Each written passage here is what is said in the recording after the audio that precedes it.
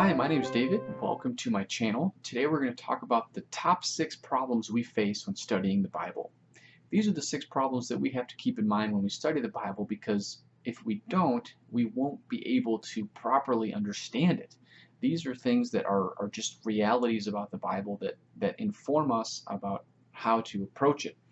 And so if our goal is to study the Bible and apply it to our lives, then we need to keep in mind these 6 challenges or these 6 problems or hurdles that we need to overcome. The whole Bible study process in general is something I go over from a very bird's eye view in my Boost Your Bible Study eCourse, and this information that we're talking about in this video is going to be in there, as well as a bunch of other stuff that really helps us understand the core elements of a Bible study that will add value to your reading and enrich your Bible study and give you confidence when you engage your Bible. The first problem kind of also relates to the rest of them, and that is that it's an old book. This is the time problem. This book, the Bible, was written thousands of years ago. So right off the bat, we're dealing with something that is way different from what we're used to, because it's simply not from our time. The second major problem is the geographical problem, the fact that it took place thousands of miles away from where most of the people in the world live. There's just this basic geographical challenge there, that we don't know the mountains and the valleys and the weather and the climate that they were accustomed to. So we just have to be aware of that when we're reading it, because it's taking place in a different area of the world. The third problem is the cultural problem, the fact that these people had different culture from our own. And there are many different cultures that we see in the Bible because it takes place over a course of a long period of time. And so there are different cultures to be considered, from the New Testament to the Old Testament, from the beginning of the Old Testament to the end. Big time span here. Lots of different cultures, different customs. We have to be aware of the fact that this is not a culture that we're used to. There's also, number 4, the fourth problem is the language problem. It's literally written in languages we don't speak anymore. And so there's this gap there between the language we are speaking and the language that these books were written in, and the language that the people spoke at that time. The fifth problem is the fact that it's literature that we're not accustomed to reading. This is the literary gap, the literature problem. And that just means that the way they did their poetry is different than how we do our poetry.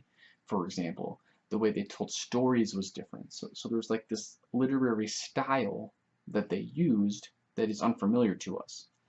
And the sixth problem is the spiritual problem. And this just means that the Bible is a divine book, and so there will be things about it that we don't understand outside of what he reveals to us. So that's another gap that we have to consider. So essentially, we're dealing with a text that is thousands of years old, from a place far, far away, from a culture way different than our own, in a language that we don't speak, written in literary styles that we're not familiar with, and that is a divine book that is literally outside our ability to fathom in a lot of ways. And so, bearing that in mind, we have to come to the Bible with the understanding that we need to really dig into the time period and understand the geographic area that it's taking place in. We have to try and understand the culture that it was taking place in, and understand the fact that it was thousands of years ago, and there are certain implications about that,